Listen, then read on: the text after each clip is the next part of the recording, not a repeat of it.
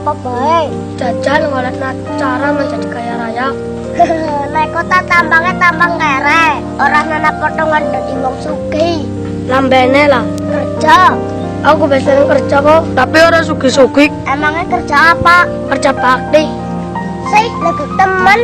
Pasti negak. Negara Kesatuan Republik Indonesia merupakan sebuah negara yang memiliki banyak sekali jenis kebudayaan dan bahasa yang tersebar mulai dari Sabang sampai Merauke.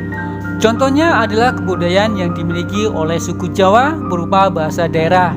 Kita tahu bahwa bahasa Jawa memiliki beragam dialek dan yang paling terkenal adalah dialek Medok dan Ngapak. Pada video kali ini akan mencoba menyajikan tentang bahasa Jawa logat Ngapak. Tonton videonya sampai selesai.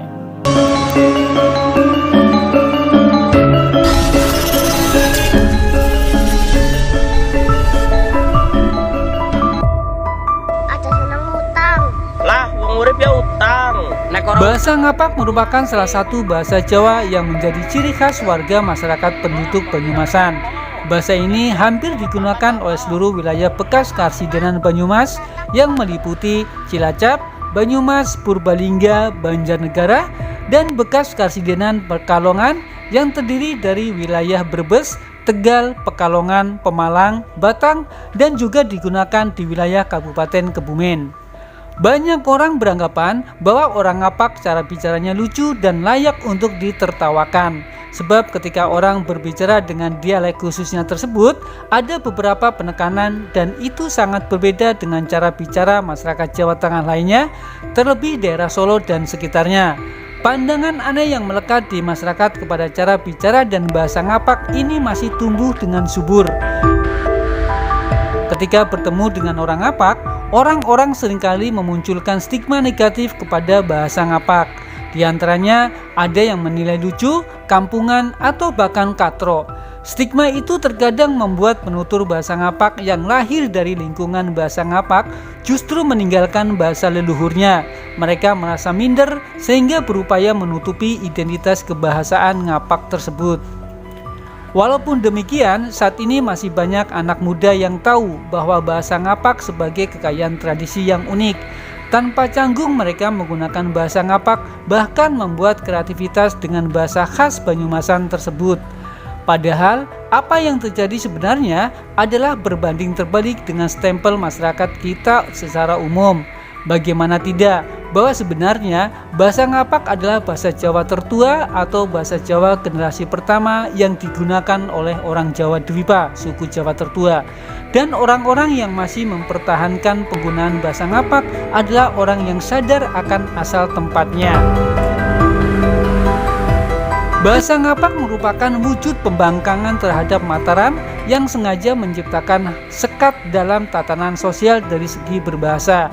Hal tersebut terbukti dari pihak keraton atau kerajaan yang mewajibkan menggunakan bahasa Jawa halus atau lebih dikenal dengan krama alus. Jika ditelusuri, bahasa Jawa krama alus ini adalah bahasa Jawa generasi kelima yang memang diciptakan untuk lingkungan keraton agar ada perbedaan jika berbicara dengan orang keraton atau kerajaan. Berbeda dengan apa yang terjadi di masyarakat bekas Karsidenan Banyumas dan Pekalongan. Mereka menolak penggunaan strata bahasa dan lebih mempertahankan bahasa Ngapak yang telah mereka gunakan sejak nenek moyang mereka ada. Masyarakat yang masih mempertahankan bahasa Ngapak adalah orang-orang yang memang tinggal di Jawa Tengah bagian barat.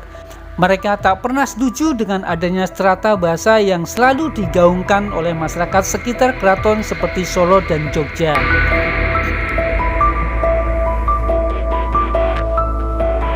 Bahasa Jawa mulanya tidak mengenal tingkatan seperti krama ngoko, madya, dan inggil. Kasta bahasa itu baru muncul sekitar abad 17 pada pemerintahan Kerajaan Mataram Islam. Di bawah kepemimpinan Raja Danang Sutawijaya, sistem feodal dibuat untuk membedakan kelas sosial di masyarakat, termasuk bahasa yang memiliki tingkatan atau istilahnya unggah-ungguh. Kooptasi budaya tersebut menyebar di wilayah Jawa Tengah dan Jawa Timur. Namun ada kelompok masyarakat yang tak terpengaruh budaya buatan Mataram Islam. Salah satunya yaitu kawasan bekas Karsidenan Banyumas dan Pekalongan. Sehingga terdapat perbedaan mencolok dari segi pengucapan bahasa sehari-hari. Dialek Banyumasan dikenal dengan ngapak, sedangkan bahasa Jawa sistem Mataram disebut dengan bandekan atau bahasa wetanan. Dialek Banyumasan yang sejak dulu sudah egaliter tidak terpengaruh kebudayaan Mataram Islam. Ekspansi budaya Keraton Jawa tidak berpengaruh pada orang Banyumasan. Salah satunya karena kondisi geografis. Wilayah bekas Karsidenan Banyumas diapit dua sungai besar yang menjadi benteng pengaruh kerajaan, baik itu Jawa bahkan Sunda.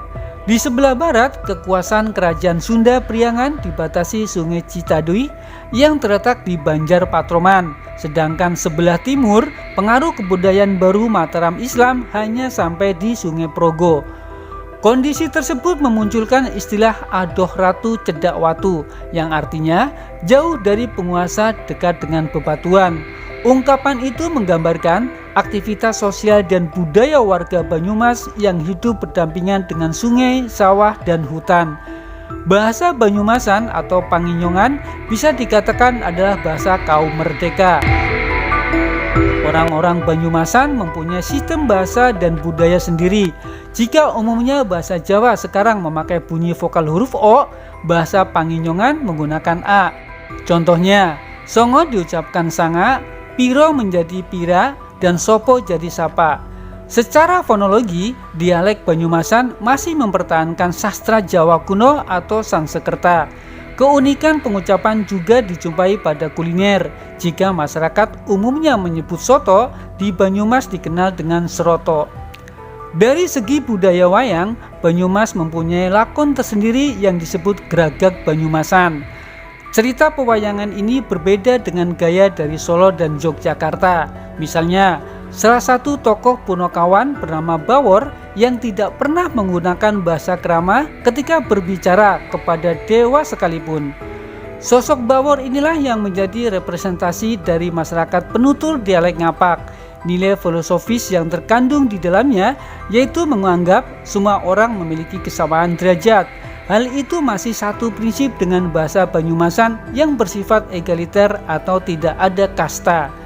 Sehingga dalam percakapan sehari-hari, ngapak disebut bahasa yang belakasuta atau apa adanya.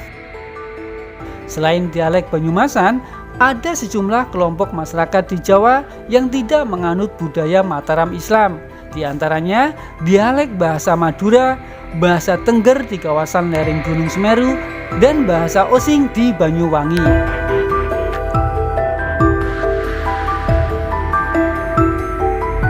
Masyarakat ngapak juga dikenal sebagai masyarakat yang berbicara kasar.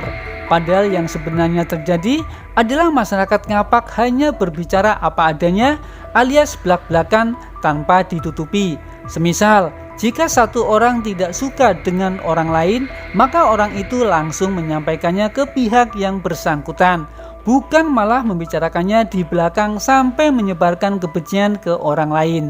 Tetapi apa yang terjadi saat ini, masyarakat kita mengalami kesalahan berpikir atau miskonsepsi karena cara berbicara yang lebih menekan dan berbeda dengan masyarakat Jawa Tengah lainnya maupun dengan masyarakat Jogja. Orang-orang ngapak ini malah dijadikan bahan lelucon hingga ejekan yang jatuhnya diskriminasi terhadap suatu kelompok tertentu. Padahal jika dikaitkan pada tren saat ini, begitu banyak yang berbicara soal pluralisme, tapi dalam prakteknya masih banyak juga yang mencela masyarakat ngapak. Bagi orang ngapak yang tidak memiliki selera humor yang tinggi, mungkin ketika menjumpai cemoohan atas gaya bicara mereka oleh orang-orang dari luar ngapak akan merasa sangat tersinggung. Dan sangat sering terjadi ketika orang ngapak pergi merantau ke luar kota di daerah Jawa Tengah atau Jawa Timur, tetapi di luar kawasan bekas Karsidenan Banyumas dan Pekalongan. Maka orang-orang ngapak akan mulai belajar berdiaspora atau sering disebut beradaptasi dengan cara mengurangi logat bawaannya yang begitu kental. Ada banyak hal yang seharusnya dipahami ketika kita melihat berbagai macam corak kebudayaan bangsa ini, tak terkecuali dengan bahasa ngapak yang masih eksis sampai saat ini. Budaya yang memiliki makna dan sejarah yang kuat ini mesti perlu dilestarikan, dirawat dan ditularkan, bukan malah dicemooh begitu saja tanpa tahu cerita di balik kebudayaan itu sendiri. Pluralisme yang selalu digaungkan oleh generasi milenial saat ini pun perlu dipertanyakan kembali. Apakah mereka benar-benar memahami arti pluralisme dan toleransi atau hanya sebatas pakaian dan gaya hidup agar dicap sebagai intelektual? Salah satunya adalah bagaimana kita merawat bahasa ngapak sebagai bahasa masyarakat di daerah bekas Karsidenan Banyumas dan Pekalongan. Terlebih itu adalah tanggung jawab moral dan sosial bagi masyarakat yang lahir dan hidup di sana, serta bagi masyarakat di luarnya agar tetap bertoleransi, sebab pada sejarahnya bahasa ngapak adalah bahasa yang luhur, bahasa yang digunakan oleh masyarakat Jawa kuno pada generasi awal yaitu Jawa Dwipa, serta sebagai wujud protes dari adanya politisasi keraton dalam menguasai wilayah-wilayah di sekitarnya. Selain dengan cara budaya dan militerisme, tetapi dengan bahasa juga yang menimbulkan adanya ketimpangan kelas sosial di masyarakat. Hal tersebut ditabrak dengan adanya penggunaan bahasa ngapak yang semua dipandang sama, tidak memandang usia dan jabatan lawan bicara agar lebih setara. Yang keempat, mencetak uang palsu. Sih, matamu haram gue. Mata kontak kamu. Terima kasih yang sudah menonton. Jangan lupa like dan subscribe. Tuh malah anak wong wadon palsu kayak nang sarwan. Sementing aja pejabat palsu. Katanya pejabat jebule maling.